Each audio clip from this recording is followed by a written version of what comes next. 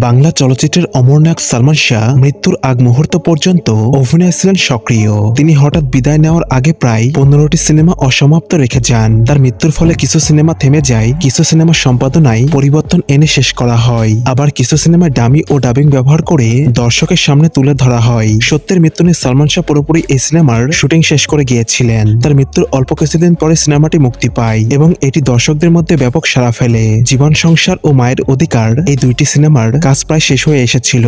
সামান্য কিছু কাজ বাকি থাকায় দ্রুত শেষ করে মুক্তি দেওয়া হয়। চাওয়া থেকে পাওয়া, আনন্দ অশ্রু, প্রেম প্রিয়াসী এই সিনেমাগুলোর বেশিরভাগ কাজ শেষ হলেও কিছু অংশে ডামি ব্যবহার করা হয় এবং কোথাও কোথাও অন্যদের দিয়ে ডাবিং করা হয়।